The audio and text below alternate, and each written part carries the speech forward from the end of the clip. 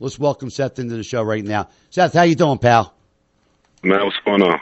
I want to hear what you have to think about the bounties, about what's happening out in New Orleans, the severe penalties that they have paid out there, and they are severe. What's your take on all that, Seth? Well, I think the penalties are really severe because they lied and then they got caught in the aftermath. You know, I don't think the bounties are anything that no other team in the league is doing. I think everybody on some level is doing it. You know, if you read my blog, you know, you'll see, you know, the comment that I made. I said, listen, you know, what's the difference between a bounty and an incentive program? The incentive program says, you know, if I score 10 plus touchdowns, we get an extra $100,000. The bounty program, you know, for big hits, I don't have a problem with it. The problem I have with it, because, you know, I'm not going to say where or when. I'll leave that up to everybody else. You know, I've been involved in some bounty situations before, but it was for big hits. It was never to take somebody out of the game. It was never to permanently hurt somebody. It was never to knock someone out of a game. So what's the difference? What's the difference if you're going to incentivize me to, you know, make 100 tackles or for me to, you know, get a big hit? You know, it's just, you know, added motivation, you know, incentive among players. But, you know, they went too far. The whole trying to knock people out of the game, and then, you know, the NFL was actually investigating it and finding all the lies.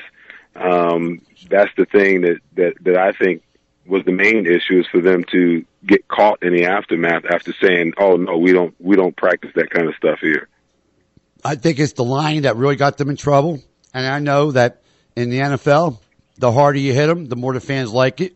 When you're a defensive player and you have a shot that go to the quarterback or tackle somebody, you lick your chops. That's what you're supposed to do, is go out there and hit hard. I never seen a coach say, listen, when you hit this guy, make sure you don't hit him too hard now, because we don't want to risk any injury on him, and just make sure you just nick him, but don't hurt him. If I'm a defensive back or if I'm a defensive linebacker or lineman and I get an open shot at the quarterback, I'm taking that shot. I'm going to try to hit him as hard as I can too, because that's my job. I think it's just the intent and the message that it sends, and, you know, the NFL and their whole take on, you know, how things that happen within the NFL trickles down to the collegiate level and to the high school level and right on down, you know, to the Pop Warner level.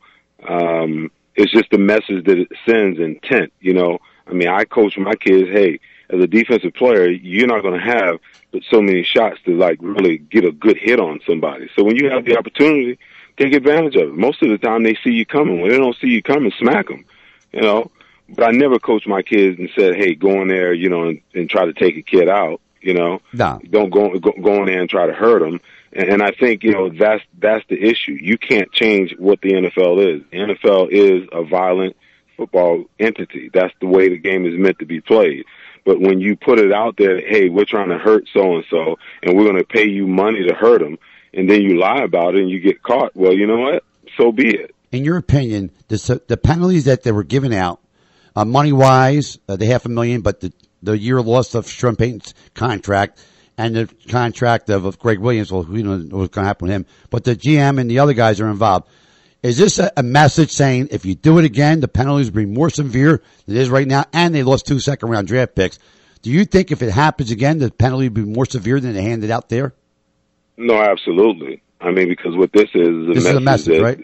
It's a message that we're not going to deal with this kind of thing. You know, it's pretty severe for a coach who's probably making $3-4 million a year to have to go a whole year without making that money. You know, I'm sure he's not hurting, but I'm sure he counted on that money. It's hard for, you know, a defensive coordinator who just got a new job. All of a sudden he's suspended indefinitely. Don't know when he's ever going to be able to coach again, if he'll be able to coach again in the league. The penalties are severe, you know, I think they're sending the message that, you know, the next time that this happens, you'll probably be permanently banned from the game, rather than us just suspending you for a year or 6 months or indefinitely, because, you know, they're sending the message, hey, you know, we're all about safety. We're all about taking care of, you know, our players, and we're all about sending the right messages to, you know, the younger kids, you know, on the lower levels. And it all begins and ends, you know, with the guys in the NFL. So they're definitely sending the message. There's no doubt about it. It's pretty severe. You imagine what they would have done to the Philadelphia Eagles defense, or the Pittsburgh Steel Curtain, or the Doomsday defense, or the Purple People Eaters, or the Chicago defense, what would happen today with all those things that they've just, well, you know it, when it comes to football, it's all about the offense. It's never about the defense anymore. You being an ex-defensive player, and I know you don't like the rules, what are they going to do next? They're just twisting the rules of football around, and they're taking away the real game of football. Because if he throws the ball out of bounds, that means if you go running after the quarterback and you beat your guy, and now you're running after that quarterback, and he throws the ball away, you get no credit for nothing. Nothing. Well, I mean, with the other thing you have to realize too is you've got non-football people that, you know, guys that never played the game that are making rules for guys that's actually in the trenches, you know, and that within itself. And they'll say, oh, no, we got a committee. You know, that's a bunch of crap, and we all know it. You know, what it really is all about is the quarterbacks make more money than anybody else, so we're going to protect them because we've got to get an ROI on those guys. Okay, we want to blow the scoreboard up so that we can make sure that the fans love the game, because that's what keeps the game interesting, is the fact that, you know, you're scoring points. Right. You know, if you got a good defensive game, is, you know, and somebody wins the game 3-6, everybody sees that as a very boring game.